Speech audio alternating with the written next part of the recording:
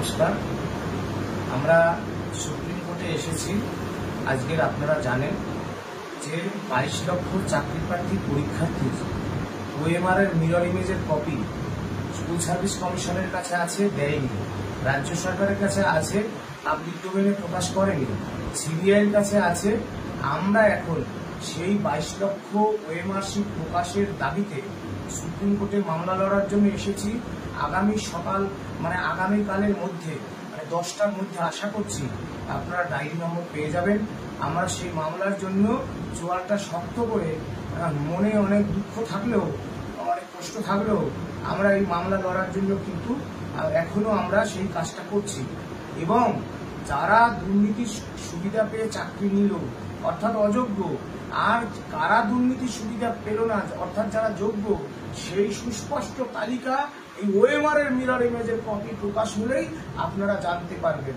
আর supreme কোর্টের যে order, যারা র্যাংজাম ইত্যাদি ইত্যাদি, তাদের সুপ্রিম কোর্ট বলেছে মাস্ট বি টার্মিনেট, তাদেরকে টার্মিনেট করেনি রাজ্য সরকার সুপ্রিম কোর্টের আইনকে অমান্য করে, অথচ পরীক্ষার কথা বলে আপনাদের বিভ্রান্ত করছে। আমরা বলছি সুপ্রিম কোর্টের কাছে এই দাবিতেও আমরা মামলা লড়ছি। মামলা তৈরি হয়ে গেছে। আগামীকাল সকাল 8টা 10টার মধ্যে আপনারা ডায়েরি নম্বর পাবেন। আমি আগেই বলেছি যে ওএমআর এর মিরর ইমেজের কপি সমস্ত ওএমআর পাবলিক ডোমেইনে প্রকাশ করতে হবে এই মর্মে, এবং যারা দুর্নীতির সুবিধা পেল, দুর্নীতির সুবিধা পেল না সেটা প্রকাশ হবে। আর যারা অযোগ্য বলে বিবেচিত তাদের টার্মিনেট করতে হবে আগে।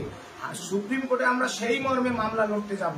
সুতরাং আপনারা আমাদের পাশে থাকুন, সব অংশের যোগ্য চাকরিদাররা পাশে থাকুন, সমাজের সব অংশের মানুষ আমাদের পাশে থাকুন, আমাদের আগলে রাখুন। আমাদের যদি কোনো সরকার আমাদের কেউ যদি ভয় দেখানোর চেষ্টা করে, আপনাদের আমাদের আগলে রাখুন।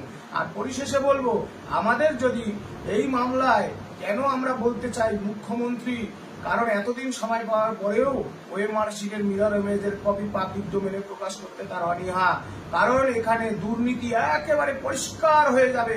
সুতরাং যদি কোনো ক্ষতি আমাদের হয়, তার জন্য একমাত্র দায়ী থাকবে পশ্চিমবঙ্গ রাজ্য সরকার এবং মাননীয় মুখ্যমন্ত্রী। সুতরাং মুখ্যমন্ত্রীর কাছে এই বক্তব্যটা আমরা রাখলাম। আমাদের সমাজের মানুষকে বলবো, আমাদের আগলে রাখুন, সমস্ত অংশের যোগ্যদের বলবো একসঙ্গে চলুন, আপনারা জিতবেন। আমরা সেই জায়গায় আছি। এইটুকুই বললাম।